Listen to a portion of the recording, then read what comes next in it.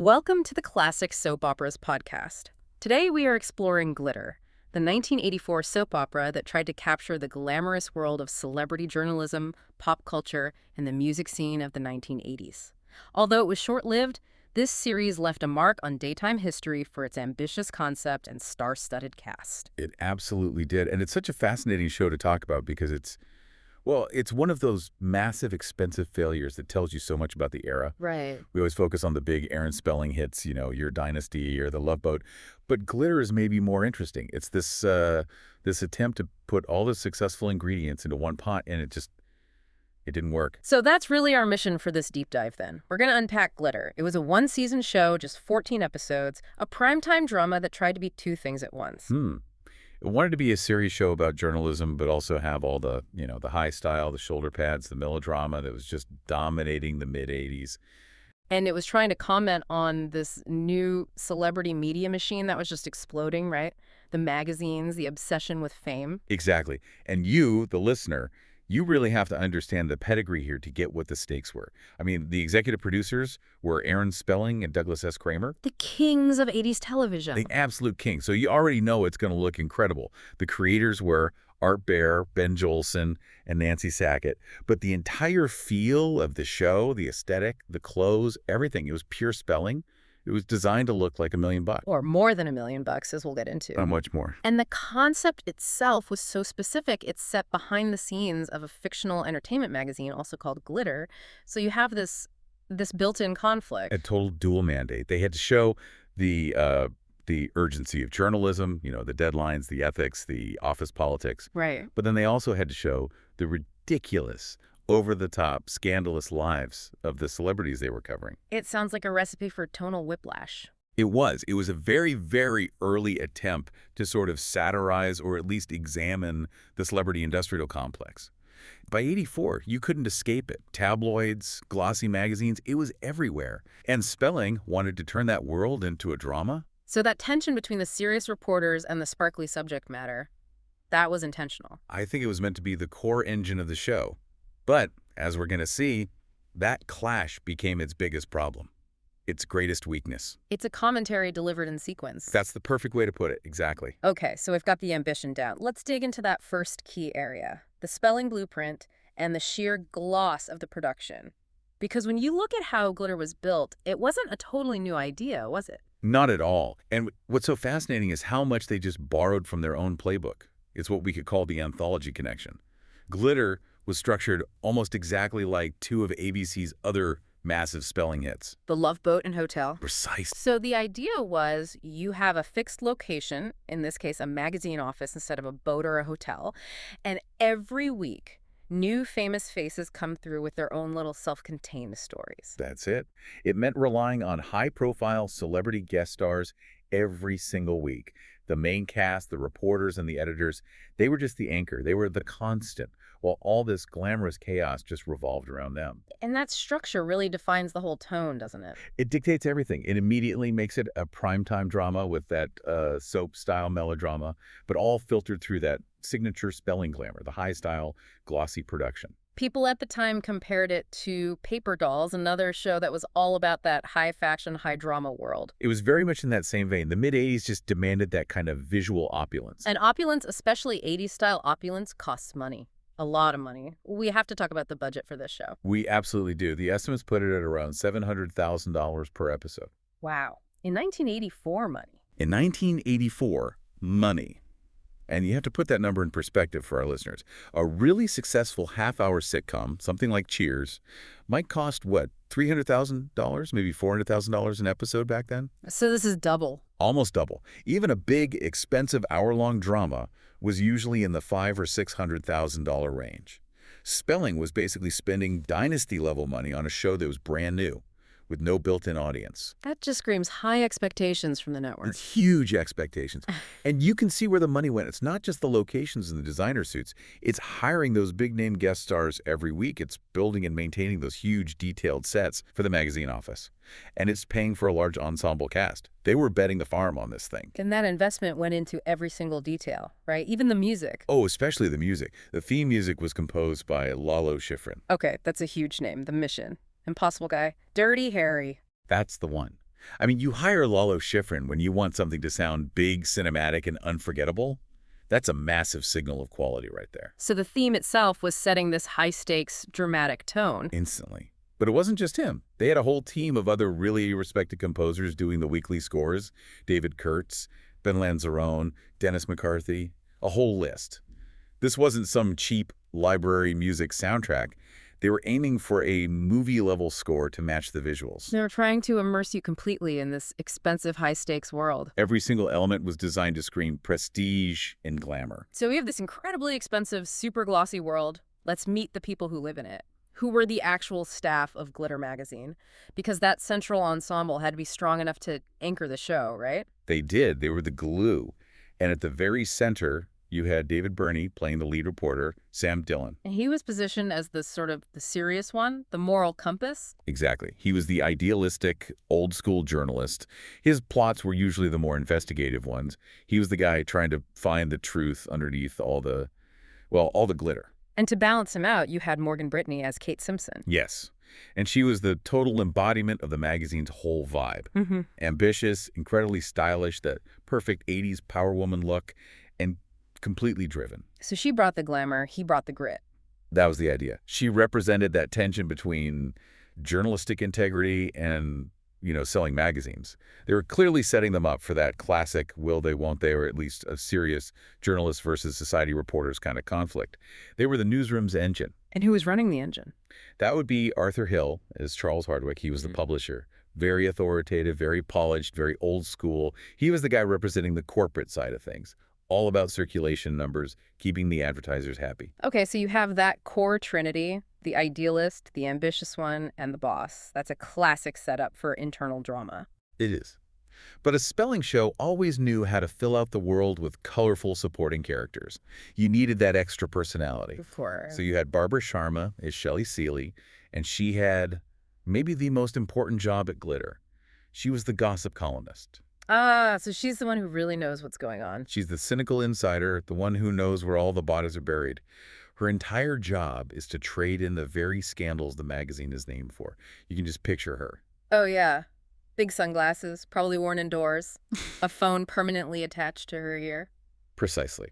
And then for some visual flair, you had Arte Johnson as Clive Richland, the eccentric magazine photographer. Now, Arte Johnson, he was a comedian, right? From Laugh-In. Yeah. And casting him was a really interesting choice. It tells you that even in this supposedly serious newsroom, they weren't taking themselves too seriously. They needed that little injection of quirkiness, which was so key to the successful primetime soaps of the decade. Right, you need the comic relief. And then you had the younger staff to round it out. You did. You had Timothy Patrick Murphy as Chip Craddock. He was the eager young copy boy. And you had Tracy Nelson playing Angela Timoney, the receptionist with a lot of quirky charm. And Tracy Nelson, this was a pretty early role for her, wasn't it? A very early role. She'd go on to be a really familiar face in 80s and 90s TV. But seeing her here just shows you this was a big, well-paid ensemble. They were spending money everywhere to make this office feel like a vibrant, important, and expensive place to be, no matter who was guest starring that week. Okay, so we've established the astronomical cost and this high-powered cast they poured into the magazine. Let's pivot now to what they were actually doing every week. That brings us to Section 2. The world of celebrity journalism and the show's episodic storytelling. And this is where that Love Boat and hotel DNA is just so critical. The whole show was built on the idea that they needed big, high-profile guest stars. It was fundamental to the entire concept. They weren't just hiring regular actors, they needed names, right? Names that would justify the premise of an A-list celebrity magazine. Exactly. That guest star model was their marketing hook. It's how you draw viewers in, especially when you're launching into a really competitive TV landscape. They had to keep pulling in that kind of talent to justify the $700,000 budget. And they really went for it. I mean, the names they got were genuinely legendary. They really were. For a brand new show to get Ginger Rogers and Sid Charisse in the same episode. Two absolute icons of Hollywood's golden age. That's a massive get. It's an enormous coup. That's the kind of casting that gets you press coverage all by itself. Uh-huh. And we also know from the pre-launch press that Lonnie Anderson was supposed to be a guest star. Who was huge at the time from WKRP in Cincinnati. A huge star. So they were clearly committed to having these really recognizable faces pop up in every single episode. In theory, it's a brilliant strategy. It guarantees press. It delivers on the show's promise of glamour. But the execution is everything. How did they actually weave these stars into the stories? Let's use that episode with Rogers and Carice as an example. The title was, "In Tennis, Love Means Nothing." It just screams 80s melodrama, doesn't it? It really does. So that plot revolved around some kind of tennis scandal, and at the heart of it was this big celebrity rivalry. So your anchors, Sam and Kate, would be the ones investigating it. And that would force them to interact with Ginger Rogers and Sid Carice, who were probably playing fictionalized versions of themselves, or at least characters that drew on their real-life legacies. Exactly. The drama would come from our reporters trying to dig up the truth while navigating the massive public personas and power of these legendary stars. So you see them trying to blend that investigative reporting with the high-stakes celebrity drama. But the show is, maybe a little too ambitious with the kinds of stories it was telling. It wasn't just Hollywood gossip. Not at all. The writers were tackling some really serious stuff. You had genuine investigative journalism plots, deep celebrity scandals, political intrigue, stories about the fashion industry. They were trying to be 60 Minutes, People Magazine, and Dallas all at the same time. That feels unsustainable. Let's look at the pilot. It was a 2-hour premiere, so it had to do all the heavy lifting of setting the tone and introducing this world. And it really just threw the audience right into the deep end. The pilot covered a notorious madam, which brought in a U.S. senator, so a huge political scandal. And then at the same time, it had a storyline about feuding professional dancers. Wow. Okay, so that's high-level political corruption right next to, like, a showbiz rivalry. That's a really jarring mix of tones for a first episode. It's a huge dissonant mix. And when you look at the plots for the other 13 episodes, you see that this wasn't a one-off. The show had this incredibly ambitious, almost global scope. Yeah, they went way beyond just reporting on Hollywood parties. Way beyond. We know there was a major storyline about a Russian ballet dancer defecting to the United States. Okay, that's pure Cold War thriller territory. It is. That's a life-or-death high-stakes plot. And speaking of the Cold War, there was another separate storyline that was all about espionage. Hold on a second. Isn't that proof that the creative team didn't really trust their own concept? If you believe in the drama of celebrity journalism, why do you need to bring in the KGB? Why does a reporter for a magazine called Glitter need to be involved in spy plots? That is the absolute million-dollar question, and it points right to the show's central confusion. They felt like they needed the weight, the gravitas of a serious investigative drama to justify the budget and the time slot. But the name on the tin is Glitter. Right. The premise itself doesn't naturally support international espionage. It just creates this massive tonal whiplash for the audience. Is Sam Dillon a hard-hitting journalist uncovering political corruption one week, and the next he's, interviewing a rock star about their new haircut? It's an impossible tightrope to walk Yeah. week after week. And on top of spies, they had high-profile celebrity marriages, straight-up political scandals, undercover reporting. The staff at Glitter were basically doing the work of a tabloid, an investigative unit, and a foreign news desk all at once. It just shows you how massive and probably overambitious their scope was. They were trying to deliver every possible flavor of drama all the time. You had the personal stuff in the office, Sam and Kate's dynamic, and then these huge life-and-death global stories. And trying to keep the audience invested in both of those things at the same time. It proved to be an impossible creative challenge, because ultimately, the guest stars were always going to be more interesting than the regular cast. Which brings us, unfortunately, to the result of all that ambition and expense. This is Section 3, the spectacular failure and the very, very competitive landscape. Because despite everything, the pedigree, the budget, the glamour, the huge stars Glitter's time on the air was shockingly brief. The broadcast history is it's brutal. It premiered on September 13th, 1984. And for an Aaron Spelling show on a major network like ABC, what happened next was almost unheard of. It only aired 3 episodes, before they just yanked it off the schedule. 3 episodes. It's a staggering, immediate vote of no confidence from the network. Especially when you think about the money they'd poured into it. They basically killed it right out of the gate. And if you're looking for the number one reason why, you don't have to look much further than where they scheduled it. The time slot was a death trap. It was a killer. This is where the programming decisions of 1984 really sealed its fate. ABC put Glitter on Thursday nights at 10:00 p.m. Eastern. Oof. Thursday night in the mid-'80s? That was a battlefield, and NBC owned it. They absolutely owned it. Glitter was going head-to-head with 3 established, incredibly popular powerhouse shows. So you, the listener, you have a choice. Do I watch this new, weirdly toned show called Glitter? Or do I watch Simon & Simon on CBS, which was a huge hit? Or, and this is the real killer, do you watch the back-to-back comedy block on NBC, Cheers and Night Court?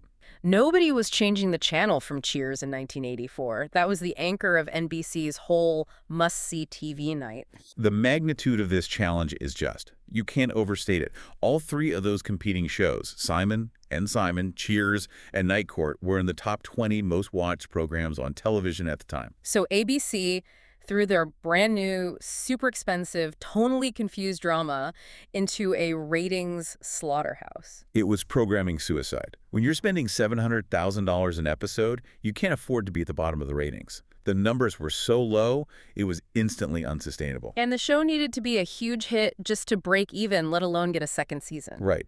And you compare the formats. The competition offered reliable, easy-to-understand shows, a detective drama, 2 hilarious sitcoms. Glitter was this new, confusing hybrid. The result was, well, it was predictable. So after 3 episodes, it gets pulled. But they've made more, right? They have 14 episodes either finished or almost finished. What happened to them? It was this really sad, drawn-out, and kind of humiliating process. They tried to bring it back in December of 1984. They aired 3 more episodes. Maybe hoping to catch a different holiday audience? That was probably the thinking. Maybe people are home from school, on vacation, they'll give something new a try. It didn't work. The ratings were still terrible, and that's when it was officially canceled. And the final insult came a whole year later, didn't it? A full year later. The last 8 episodes, more than half the season, were finally burned off in December of 1985. And they weren't in prime time. They were dumped into ABC's late-night lineup. Wow. From a glossy 10 p.m. primetime spectacle with Ginger Rogers to late-night filler. Yeah, airing alongside infomercials and old reruns. It's such a tragic end for a show that had so much money and hype behind it. And this whole fiasco led to a lot of analysis at the time. I mean, beyond the terrible time slot, what went wrong? Why did Glitter just fizzle out so fast? Well, the number one issue, from a business perspective, was just that lethal combination of high production cost versus zero return. But the creative problems inside the show were just as bad. The big one was the tone. The audience just didn't know what it was, right? Yeah, exactly. People were confused. One minute it's a serious newsroom drama about ethics. The next minute it's a kind of campy, Love Boat-style story with a big celebrity. Viewers didn't know what they were tuning in for. If you wanted a gritty drama, you watched Hill Street Blues. If you wanted a glamorous soap, you watched Dynasty. If you wanted to laugh, you stayed on NBC for Cheers. Glitter never carved out a clear identity for itself. It didn't give viewers a compelling reason to change the channel from something they already knew and loved. And that ties right into the problem with the characters, doesn't it? That heavy, heavy focus on the weekly guest stars must have hurt the main cast. It completely overshadowed them. Yep. I mean, if your main characters, Sam Dillon, Kate Simpson, aren't growing or changing, the audience isn't going to stick around for the long haul. That anthology format works on a cruise ship or in a hotel where the setting is temporary. But a newsroom, you expect to get invested in the reporters. You do. You want to follow their careers, their moral fights, their love lives. But Glitter just neglected its core cast in favor of that revolving door of famous faces. So once the initial curiosity about the guest star wore off, there was nothing to keep you there. And then there's the business side of it. This weird hybrid structure created a huge problem for syndication. Oh, this is such a critical point. Free listening in the 80s. The real money in TV wasn't usually in the first broadcast. It was in syndication selling the reruns to local stations. And local stations wanted shows that were easy to air out of order. They wanted episodic shows, self-contained stories. A viewer should be able to jump in on any episode and understand what's happening. But Glitter, with its ongoing office drama, the will they won't they, between Sam and Kate, the publisher's problems, it had just enough of a serialized story to make it messy for reruns. It was stuck right in the middle. It wasn't clean and episodic like The Love Boat, but it also wasn't a full-on serialized soap like Dallas. That hybrid status made it a really tough sell for syndication, which meant ABC had very little financial incentive to keep it on the air or find a new home for it. The failure was kind of baked into its own DNA. That really puts that $700,000 budget in a different light.